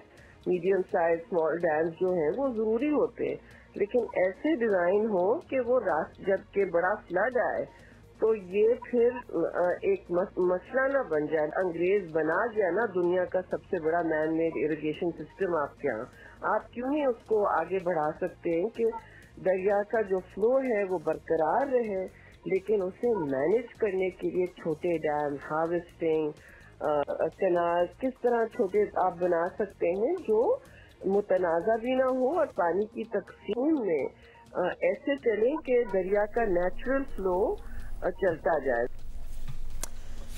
ठीक है, इस पे तो हमने सर हासिल गुफ्तगू की है। शहरी साहबा चूँकि आप मौजूद हैं, सो एक सवाल ज़रा इस मौजू से हटकर हम करना चाहते हैं। भारत में जो कुछ हो रहा है उस पर भी आपकी गहरी नज़र है, इस पर बड़ी बात भी हो रही है। कल परसों से चिदम्बरम साहब का जो एक बयान है जिस पर भारतीय फोर्सेस का भी अभी रिएक्शन का इंतज़ार है हुकूमत का, और एक नया ऑपरेशन नुमा तमाशा भी शुरू हो चुका है। इतनी मुँह की खाने के बाद क्या वजूहात हो सकती हैं? क्या लगता है आपको, बीजेपी को अमन से इतनी दुश्मनी क्यों है? क्या चाहती है मोदी सरकार या मोदी साहब खुद? उनको ये फिक्र है कि जो इन्होंने ऑपरेशन सिंदूर जिसे कहते किया, तो उसको उनको जारी रखना पड़ रहा है, यानी कहना पड़ रहा है बार बार कि हम जारी रख रहे हैं, क्योंकि ये उनको समझ नहीं आ रही कि अपनी शिकस्त किस तरह समझाई जाए अवाम को, जिनको इंडियन अवाम को जिनको इन्होंने बिल्कुल आंखों पे पर्दा चढ़ाया हुआ था ना, उन्होंने ऑफिशियली टेलीविजन के जरिए ये किया।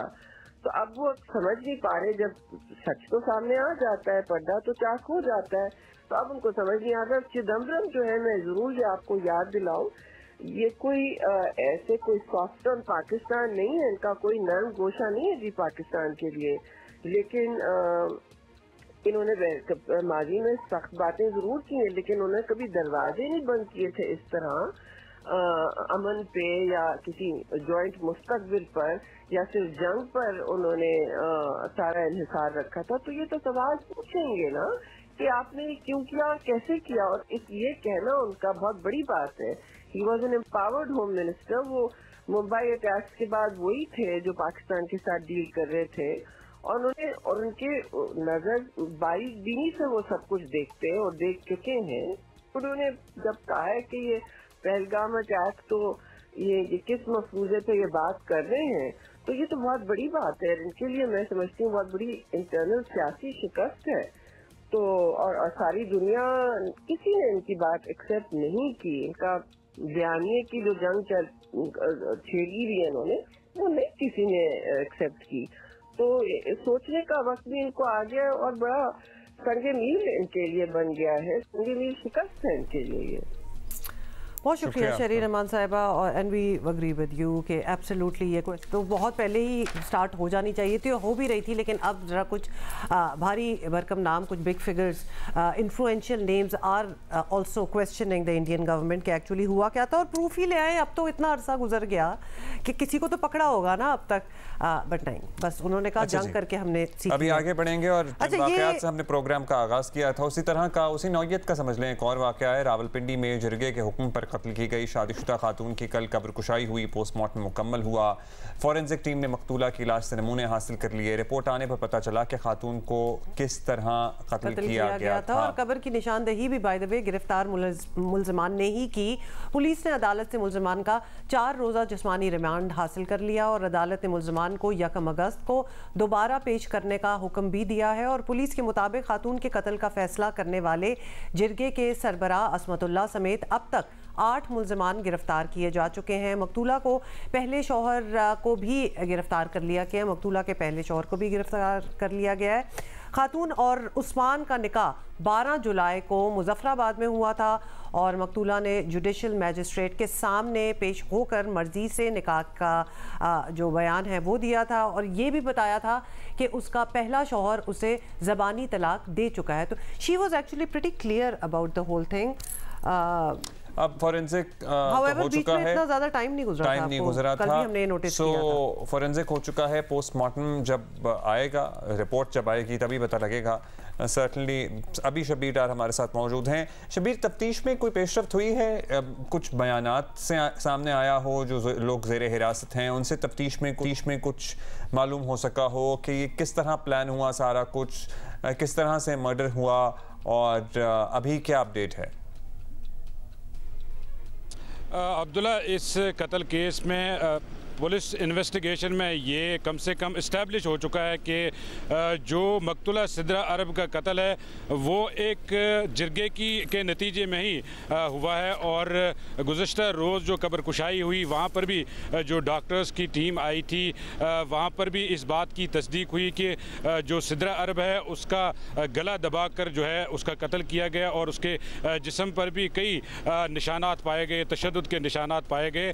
लिहाजा अब ये तो वाज़ेह हो गया कि जो सिद्रा अरब है उसका कत्ल जिरगे के ही नतीजे में हुआ है। और जो जिरगे के सरबराह असमतुल्लाह खान उनको भी कल वहाँ पर बुलाया गया और उनने कब्र की बाकायदा तौर पर निशानदेही की। और जो मकतूला के साबिक शोहर हैं या जो दीगर जो कब्रिस्तान की इंतज़ामिया है उन्होंने भी कब्र की निशानदेही की। लिहाजा अब पुलिस इन्वेस्टिगेशन में ये बात इस्टेब्लिश हो गई है कि जिरगे के नतीजे में ही इस खातून का कत्ल हुआ है। अब जो लोग गिरफ्तार हैं जिनमें से जो मरकज़ी किरदार है इस पूरे कत्ल केस का असमतुल्लाह खान, उसको और लड़की के वालिद को, चचा को, भाई को, करीबन 6 लोगों को कल कमर अब्बास तार जो इलाका मजिस्ट्रेट है उनकी अदालत में पेश किया गया और उनका 4 रोज़ा जिस्मानी रिमांड लिया गया। पुलिस की जानिब से अदालत को बताया गया कि इनसे आलाए कत्ल और दीगर अशिया बरामद करनी है। जो इस पूरे जो पूरा जो कत्ल हुआ है इसमें जो रिक्शा इस्तेमाल हुआ है या जो त्रिपाल इस्तेमाल किया गया या जिस लड़की का कत्ल हुआ है किस तरह हुआ है वो सारी चीज़ें बरामद करनी है। लिहाजा अदालत ने कल 6 मुल्ज़िमान का जिस्मानी रिमांड मंजूर किया है। इसके अलावा जो 3 और मुल्ज़िमान हैं, जो गोरकन है कब्रिस्तान का राशिद महमूद, इसी तरह सेक्रेटरी है कब्रिस्तान के, और एक और शख्स है जो रिक्शा लोडर जिस रिक्शे में ये मकतूला कब्रिस्तान ले जाई गई थी, उनका आज 3 रोज़ा जिस्मानी रिमांड ख़त्म हो रहा है और आज उनको दोबारा अदालत में पेश किया जाएगा। पुलिस अब तक जो काम कर रही है वो ऐसा लग रहा है कि पुलिस अपना काम ठीक से कर रही है, लेकिन अब चूँकि केस अदालत में है, अब अदालत में गवाहियाँ पेश होंगी और पुलिस अपनी इन्वेस्टिगेशन रिपोर्ट भी देगी। अब चूँकि पोस्टमार्टम रिपोर्ट भी आनी है, जो फॉरेंसिक टीमों ने जो नमूने हासिल किए हैं उनकी रिपोर्ट्स भी आनी है। लिहाजा अब ये मामला सारा अदालत में है। ये बात आपने बताया कि ये तय हो चुकी है कि जिरगे के हुक्म पर ही ये कत्ल हुआ था। जो असमतुल्लाह नामी शख्स है इसका, अब कल हमें पुलिस ऑफिसर भी जो हमारे साथ मौजूद थे बता रहे थे इसका इलाके में भी असर रसूख है, कुछ पॉलिटिकल इन्फ्लुएंस भी था, कोई छोटा मोटा इलेक्शन भी है, कुछ यूसी वगैरह का कुछ लगा हुआ था जीत कर। सो इस केस में कोई सियासी दबाव है? क्योंकि होता है, ये हकीकतें हैं हमारे माशरे, हमारी सोसाइटी की, कि जी ये जो जिरगे का सरबराह है ये शायद बच निकले या आपको यहाँ पे सब पे हाथ टाइटी पड़ा हुआ नज़र आ रहा है। जी, असमतुल्लाह खान जो है वो इलाके में बाअसर शख्स है और उनकी एक वीडियो भी आपने देखी होगी फायरिंग करते हुए सरेआम। इसी तरह वो एक ताजर तंजीम के सरबराह भी हैं और उनकी सियासी वाबस्तगियाँ भी है। लेकिन पुलिस जो है, जो पुलिस की इन्वेस्टिगेशन अभी तक है वो उसमें बज़ाहिर लगता नहीं कोई दबाव है। लेकिन एक बात जो अवामी हलकों में डिस्कस हो रही है, क्योंकि वज़ीर आला पंजाब मरियम नवाज शरीफ ने अपना मनसब संभालते ही ये कहा था कि ख़वातीन उनकी रेड लाइन है और ख़वातीन से किसी किस्म की ज़ाती बर्दाश्त नहीं की जाएगी। लेकिन अभी तक जो ये सारा वकवा हुआ है, जो इस वक्त मीडिया की टॉप स्टोरी है, वो चाहे बैनुल-अक़वामी मीडिया हो, लोकल मीडिया हो, सोशल मीडिया हो, डिजिटल मीडिया हो, लेकिन अभी तक वज़ीर आला पंजाब की जानिब से इस वाक़े पर ना ही कोई नोटिस लिया गया है, ना ही कोई इस पर लबकुशाई की गई है। लेकिन इसके बावजूद पुलिस किसी सियासी दबाव में अभी तक नज़र नहीं आ रही है, बावजूद इसके कि असमतुल्लाह खान एक बाअसर और असर रसूख रखने वाला शख्स है। लेकिन पुलिस ने उनको गिरफ्तार किया, वो इस वक्त पुलिस कस्टडी में है। उनका जिस्मानी रिमांड भी लिया गया है। ये भी बता दें कि खातून का जो दूसरा निकाह हुआ उस्मान के साथ, तो वो उस्मान किधर है? जी, उस्मान ने परसों ख़ुद आकर पुलिस को गिरफ्तारी दी, क्योंकि उनके जो वालिद हैं उन्होंने अपने बेटे को लाया और पुलिस के हवाले किया। और उनका ये मौक़िफ़ है, क्योंकि जब इन मकतूला की जब फैमिली गई थी मुज़फ़्फ़राबाद आज़ाद कश्मीर लड़की को लेने, तो वहाँ पर वो असला लेकर गए थे, उनको ज़बरदस्ती लाया था। तो उसके बाद उस्मान और उसके जो वालिद हैं उनको ये शुबा हुआ कि इस कत्ल का इंजाम उन पर ना आए, लिहाजा उन्होंने ख़ुद गिरफ्तारी दी। वो भी इस वक्त पुलिस कस्टडी में है। अब देखना आगे है कि ये केस किस तरफ जाता है, अदालत क्या फैसला करती है, क्योंकि अब तो सारा केस अदालत ने देखना, अब सारा केस अदालत ने देखना है। और अगर पुलिस आप कह रहे हैं कि जो अपेरेंटली बिल्कुल बड़ा तनदही से कर रही है और किसी भी इन्फ्लुएंस से आज़ाद होकर अपना काम कर रही है, तो फिर अच्छा है, जिसका काम है वो उसको करना चाहिए। ज़रूरी तो नहीं है कि हर मामले का नोटिस हो और फिर ही कोई काम करे। सोच रही हूँ कि ये उस्मान और उस्मान के वालिद बड़े बहादुर हैं और उनको समझ भी आ गई कि उनके साथ क्या होने वाला है, तो उन्होंने बड़ा प्रीएम्प्टिव एक स्टेप लिया और खुद ही पुलिस के पास पहुंच गए। और उस्मान के वालिद बड़े सपोर्टिव भी हैं। हाँ, smart move on them. Although ये भी एक बड़ा सवाल उठता है कि वो लड़की जो है जो कत्ल हो गई है खातून, उसकी ज़बानी डिवोर्स हुई, तलाक हुई और कुछ दिन बाद ही उसने फिर एक और निकाह जो है वो कॉन्ट्रैक्ट भी कर लिया। क्या है, लेकिन तो ये वो भी कोई भी बात किसी को कत्ल करने का जवाब फराहम नहीं करती। There's no question about it. अभी हम एक ब्रेक लेंगे, थोड़ी देर में वापस आएंगे।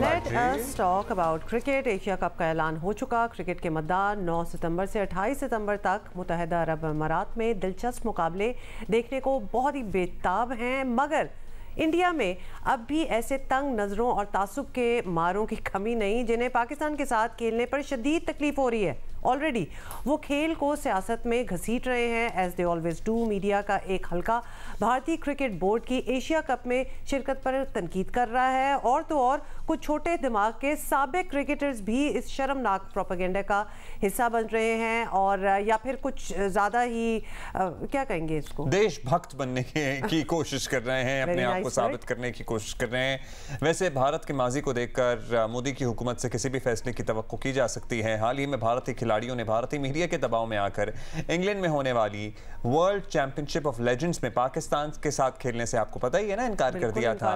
भारतीय सहाफ़ी विक्रांत गुप्ता एशिया कप में शिरकत के फैसले को भारतीय क्रिकेट बोर्ड की कमजोर पोजीशन से जोड़ रहे हैं। सुने जरा।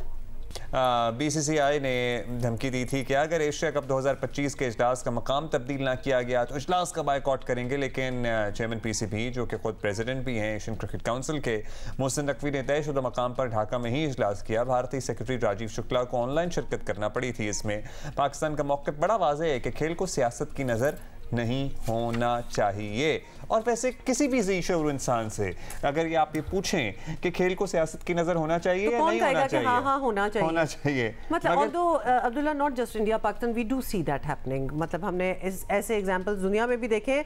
सुहेल इमरान, नुमाइंदा जियो न्यूज़, हमारे साथ हैं, joining us from Lahore. Suhail, हजम नहीं हो रही बात भाई, बिल्कुल उनको हजम नहीं हो रही ये बात, लेकिन क्या इस बात से ये भी समझा जाए कि कुछ चेंजेस हो सकते हैं अभी भी?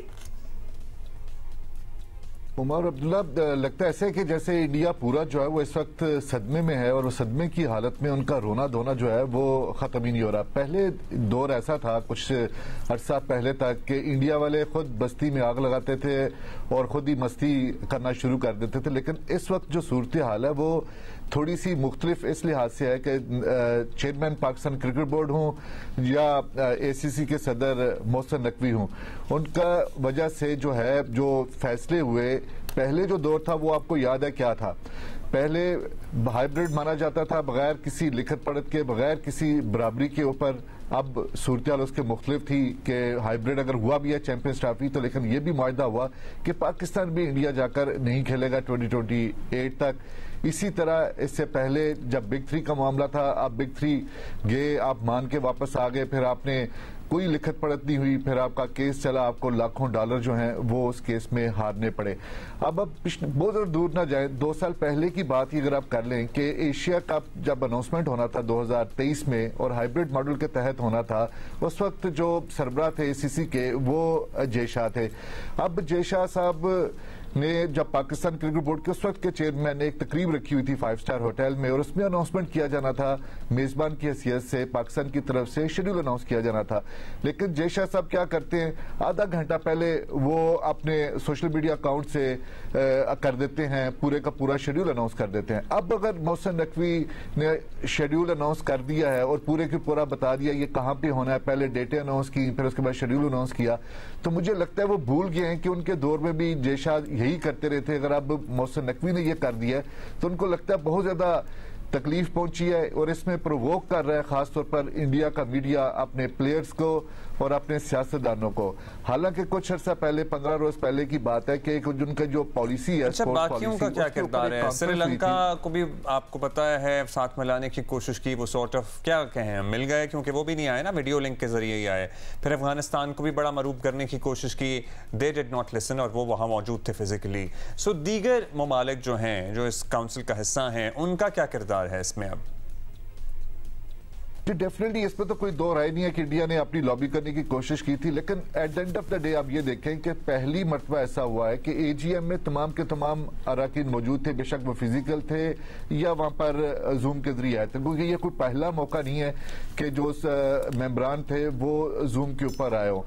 इंडिया श्रीलंका के साथ उन्होंने जरूर इस हवाले से किया, लेकिन ये सिर्फ और सिर्फ मीडिया रिपोर्ट्स हैं। कोई उनकी तरफ से, उनके सेक्रेटरी साइकिया की तरफ से या उनके जो प्रेसिडेंट है रॉजर बीनी या कोई भी ऐसा ऑफिशियल नहीं था जिसके ऊपर ये ऑफिशियल स्टेटमेंट आई हो कि हम रिलेक्टेंट हैं बांग्लादेश जाने के लिए, ढाका के एजीएम में शिरकत करने के लिए।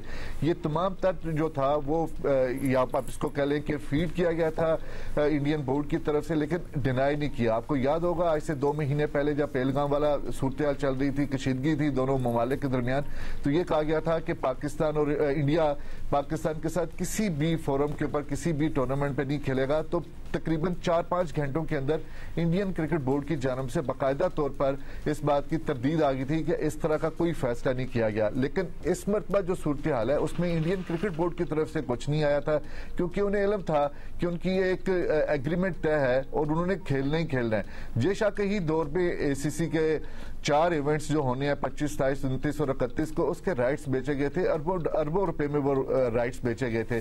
तो कैसे पॉसिबल है कि इंडिया उस टूर्नामेंट में हिस्सा लेने के लिए इनकार करता है? लेकिन अब सूरत हाल जो अगले 2-3 हफ्ते इसी तरह चलती रहेगी, क्योंकि असम्बली के फ्लोर के ऊपर भी उनकी जो सियासतदान है वो इसके खिलाफ बोल रहे हैं। उनके जो क्रिकेटर्स जो टर्न कर चुके हुए हैं सियासत की तरफ, जिसमें अजहरुद्दीन भी हैं, जो दूसरे क्रिकेटर्स भी हैं, वो भी अपनी आवाज उठा रहे हैं कि अगर आप वर्ल्ड जो चैंपियंस लीग है उसमें WCL में अगर आप इनकार कर सकते हैं तो ACC में भी आपको जो इवेंट्स हो रहे हैं उसका इनकार करना चाहिए। लेकिन ऐसा इतना आसान नहीं है इंडिया के लिए। कुछ रोज पहले भी ये खबर आई थी कि तमाम की तमाम कमिटमेंट पूरी करने के बाद जो है ये तमाम तर फैसले हुए, तमाम तर शेड्यूल सामने आया। इसमें कोई दो राय नहीं है। इंडिया ने सिग्नेटरी है, इंडिया ने एग्री किया है कि इन तारीखों में एशिया कप होगा तो अब उसको करना ही करना है। लेकिन ये मीडिया का जो रोना धोना है और प्रोवोक करना जो है सियासतदानों का, दूसरा ये सिलसिला भी आप देखेंगे इसमें तेजी आएगी अगले 2, 4, 5 दिनों में, बल्कि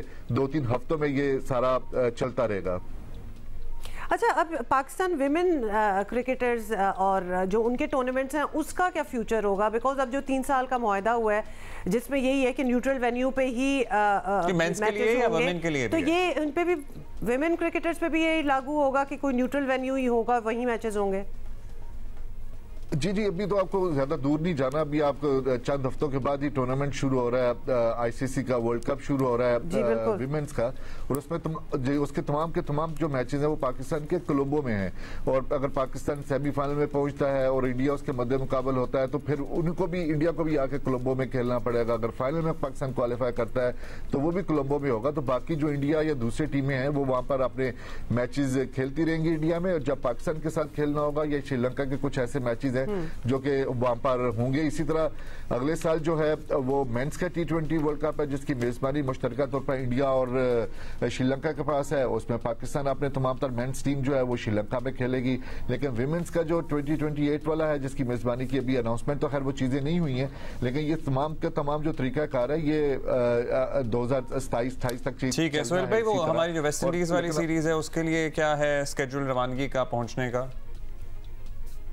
जी वो तो पहुंच चुके हैं वहां पर, और उन्होंने अपना आज पहला ट्रेनिंग लाडर हिल में भी पहला ट्रेनिंग सेशन किया जिसमें तमाम खिलाड़ियों ने शिरकत किया है। और 31 जुलाई को पहला मैच है वेस्ट इंडीज का। वेस्ट इंडीज के हालात भी इन दिनों में बुरे हैं। अपने होम ग्राउंड पर वो ऑस्ट्रेलिया के साथ 5-0 से T20 सीरीज आ रहे हैं, लेकिन उसमें उनकी चीजें ये हैं कि 2 मैचेस में उन्होंने 200 प्लस किया है, 2 मैचेस में उनके जो बल्कि बाकी मैचेस में उनका 170 के ऊपर रन रहे हैं। तो पाकिस्तान को अब अब उन्होंने सामना करना है। लॉडरहिल में अमेरिका में ये मैचेस खेले जा रहे हैं, तो उसके लिए पाकिस्तान के जो बैटर्स हैं उनका सही वाला इम्तिहान होने जा रहा है। अगरचे वेस्ट इंडीज की टीम 5-0 से ऑस्ट्रेलिया से आ रही है और दूसरी मरतबा ये T20 में ऐसा हुआ कि एक टीम को 5 मैचेस कुछ मैचेस अमेरिका में और कुछ पे ट्रिनिडाड एंड टोबैगो में वो वनडे मैचेस हैं अब्दुल्ला, वो टीम के 3 वनडे मैचेस हैं वो वहां पे हैं। अच्छा मुझे मैं एम ऑलवेज वेरी जब था ना कि जिस टीम के साथ हम खेल रहे हैं जैसे वेस्ट इंडीज, उनके भी कोई हालात इतने अच्छे नहीं है, लेकिन हम उस मुकाबले पे आ जाते हैं कि किसके हालात ज्यादा बुरे हैं। हमें नहीं ऐसी बातें करनी चाहिए, इसलिए हम बिल्कुल ऐसी बातें नहीं करेंगे। एक ब्रेक के बाद हाजिर होते हैं।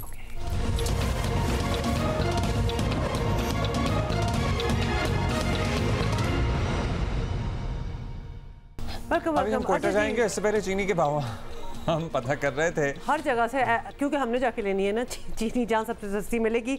लेकिन अभी हम जा रहे हैं, शाहब उमर हमें बता रहे हैं कि कोयटा में चीनी मिल भी रही है और किस भाव मिल रही है। आज कोयटा शहर में चीनी की फी किलो कीमत होलसेल रेट में कुछ कमी ज़रूर आई है। 182 रुपये से कम होकर 178 रुपये हो गई है। ताहम जो रिटेल कीमत है उसमें ताहाल कमी नहीं आ सकी है। शहर के मुख्तलिफ इलाकों में फ़ी किलो चीनी रिटेल में 185 रुपये से 190 रुपये तक फ़रोख्त की जा रही है। ये वो कीमत है जो शहर के मुख्तलिफ इलाकों में गुज़िश्ता 3 से 4 हफ्तों के दौरान इसी कीमत पर चीनी फ़रोख्त की जा रही है। जबकि दूसरी जानब जो ज़िला इंतज़ामिया है उसके फ़ी किलो चीनी रिटेल कीमत 177 रुपये मुकर्रर कर रखी है। लेकिन जो शहर में जो दुकानदार हैं उन्होंने सरकारी नेतनामे को नज़रअंदाज कर दिया है और फ़ी किलो चीनी महंगे दामों 185 से 190 रुपये तक फ़रोख्त कर रहे हैं। चीनी की कीमतों में इजाफे से शहर के मुख्तलिफ इलाकों में स्वीट शॉप जो बेकरी आइटम्स हैं उनकी कीमतों पर भी असर पड़ा है। जो शहरी हैं उन्होंने सरकार और हुकूमत से मुतालबा किया है कि चीनी की कीमतों में काबू पाने के लिए फौरी इकदाम करें। जी चलिए, ये है कोयटा की सूरत हाल, मुझे तो ज़्यादा ही लग रही है। और अभी हम इस्लामाबाद की सूरत हाल मालूम करेंगे, वहाँ ज़रमीन ज़हरा है हमारे साथ।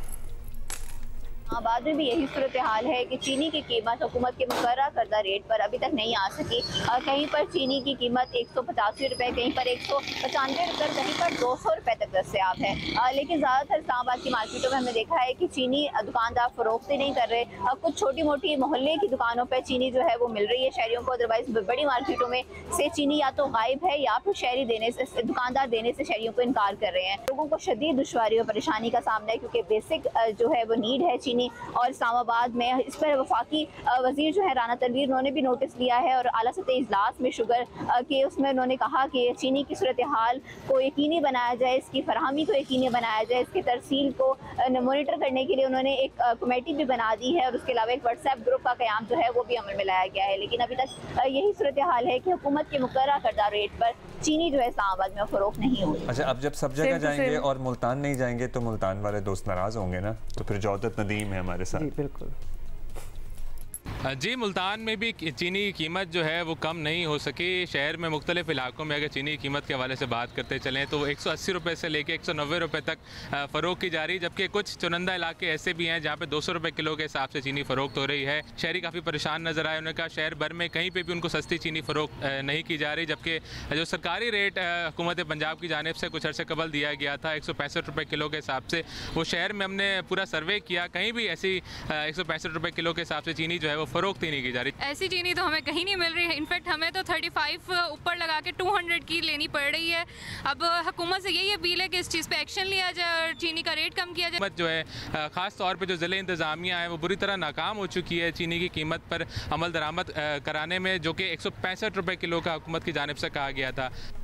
वो चीनी के थैले के साथ क्यों मुझे लग रहा था जैसे गाजर का हलवा पड़ा है, रेड रेड सी चीज मौसम नहीं था, मौसम भी नहीं है गाजर के हलवे का और उसमें भी चीनी डलती है। लेकिन see you tomorrow इंशाल्लाह।